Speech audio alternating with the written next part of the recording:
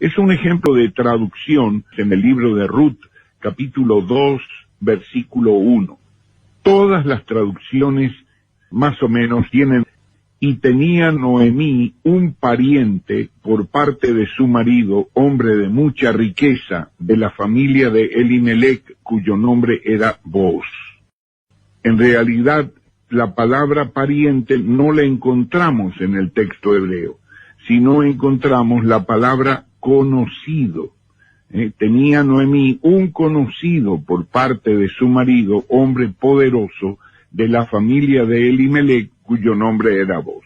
Entonces, encontramos aquí una diferencia, y por eso ahí tenemos nuestro lector que dice, bueno, ¿qué pasa aquí? Porque leo en el texto hebreo conocido, pero en la traducción leo pariente. No es lo mismo un pariente que un conocido. Pero en el texto hebreo hay un pequeño círculo sobre la palabra conocido, la palabra meyudá. Meyudá es la palabra que está en el texto hebreo y que quiere decir conocido, ¿sí? Ahora encontramos la otra palabra que es modá, que quiere decir pariente. ¿Qué pasa aquí?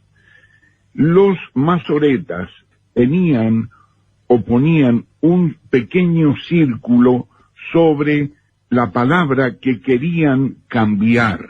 Aunque no la cambiaban en el texto, sí sugerían o advertían o ordenaban de que eso lo llamaban un ketib kere.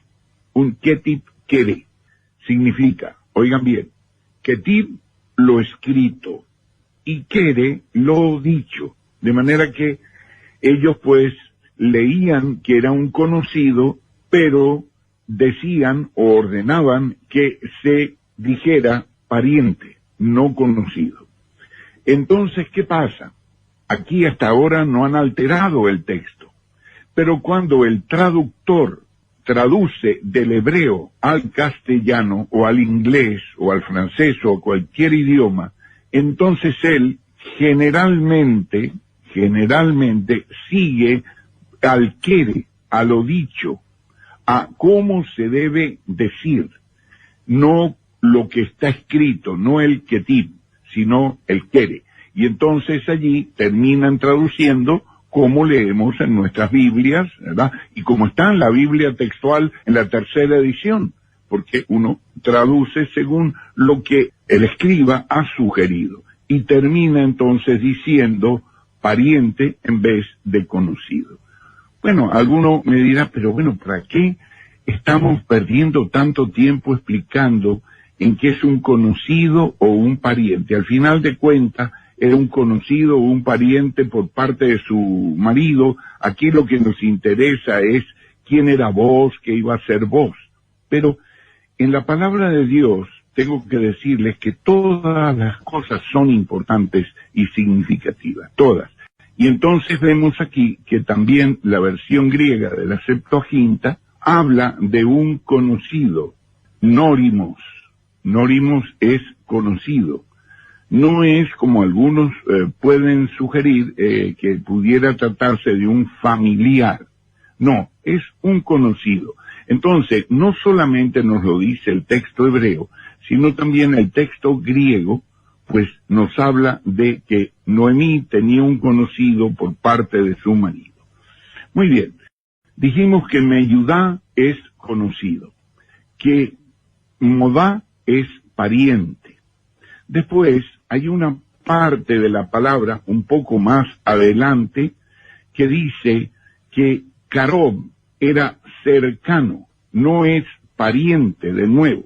En Ruth 2:20 dijo entonces Noemí a su nuera: bendito sea él por Yahvé, pues nunca ha negado su misericordia ni a los vivos ni a los muertos. Le dijo además Noemí: ese varón es Carob, es cercano a nosotras y uno de los que pueden redimirnos. Yo no sé si ustedes hasta qué punto saben que el libro de Ruth es un libro que presenta una maravillosa tipología, que hay unos símbolos allí en los personajes y en el nombre de los personajes. vale la pena decir por ahora, explicar que vos es un símbolo del Señor Jesucristo, el que redime. Fíjense ustedes que dice Noemí a su nuera Ruth: este varón es cercano a nosotras y uno de los que puede redimirnos. Solamente podía redimir un pariente cercano. Pero él, lo hemos visto allí en las láminas anteriores, que era un conocido. Entonces no era exactamente un pariente cercano, sino era un conocido por parte de su marido. Entonces después lo trata como alguien que es cercano y uno de los que pueden redimirnos. Fíjense ustedes que el texto es asombroso aquí cuando en el capítulo 2, versículo 20, nos habla de esta revelación. Esto es una revelación de Dios en tipo, porque dice uno de los que pueden redimirnos. Bueno, quien conoce la historia de Ruth sabrá que este uno es vos, el otro pues es el fulano que no tiene nombre. Y vemos de nuevo en el capítulo 3, versículo 2, otra recomendación que le da Noemí a su nuera Ruth, porque Ruth es símbolo de la iglesia y Noemí es símbolo de Israel.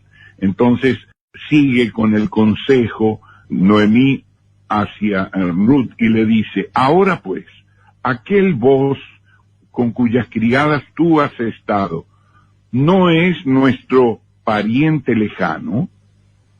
Y entonces aquí la palabra pariente va unida con otra palabra que indica que es pariente pero no cercano. Entonces la palabra en hebreo que está puesta encima, ustedes pueden ver allí, es modá tanú. Entonces aquí no podemos traducir pariente, no podemos traducir mucho menos pariente cercano, como traducen algunas Biblias. Entonces tenemos que ser muy literales y irnos con mucho cuidado en esta traducción. No es nuestro pariente lejano, y después le dice: he aquí esta noche avienta la era de la cebada. Entonces ahora le va a dar una serie de consejos a Ruth, que tiene que ir, tiene que dirigirse a donde está vos, y tiene que acicalarse mucho y tiene que ponerse muy bonita, y entonces cuando el hombre se haya acostado, entonces ella tiene que ir y acostarse a sus pies. Esto es como una propuesta matrimonial que se hace. Pero la suegra, Noemí, le dice y le aclara de una manera muy enfática, le dice: mira, pero asegúrate que antes él haya comido y bebido. La palabra pues dice exactamente que ella fue y hizo tal como su suegra le dijo. Entonces a la medianoche dice que aquel varón, vos, se despertó sobresaltado y quedó asombrado de ver que tenía una mujer a sus pies. Y le dijo: ¿quién eres tú? Y ella respondió: soy Ruth, tu sierva. Extiende el borde de tu manto sobre tu sierva, porque tú me eres pariente cercano.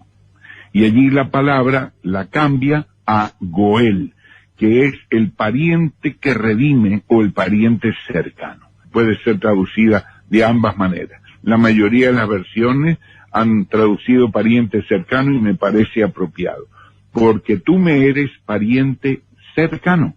De manera tal que lo que pocos momentos antes se había establecido como un conocido, después como un pariente lejano, aunque era uno de los que podía redimir, ahora ya se ha hecho cercano. Pero ¿qué fue lo que pasó entre el momento en que ella, qué la hizo volver cercana? Porque tú me eres pariente cercano. Y entonces después vos le dice: en verdad yo soy pariente cercano, pero aún así hay un pariente que es más cercano que yo. Entonces tengo que arreglar este problema. Pero si arreglo este problema, le dice: ciertamente te redimiré. Ciertamente te redimiré. Y entonces después sabemos lo que pasó, que esperó la oportunidad Boz al día siguiente en la puerta, le dijo que Noemí tenía una heredad y entonces que era de la familia de Elimelech, y le propuso pues que redimiera. Entonces él ciertamente dijo, el fulano que no tenía nombre, que es un símbolo de Satanás, dice, bueno, yo sí voy a redimir.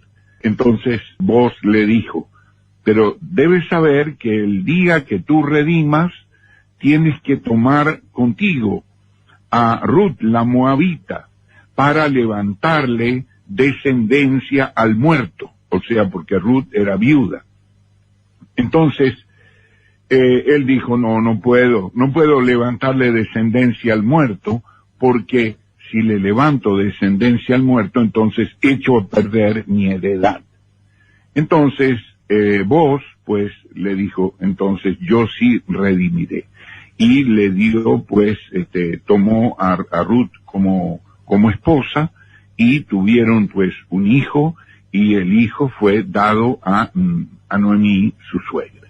Muy bien, entonces, claro, hay muchísimo más que hablar, pero lo importante es ver cómo, a través de una observación detenida del texto sagrado, vemos cómo fue propuesta su alteración, pero puede ser traducido perfectamente y nos da un progreso, nos da un desarrollo de lo que era un conocido a un pariente lejano a un pariente cercano.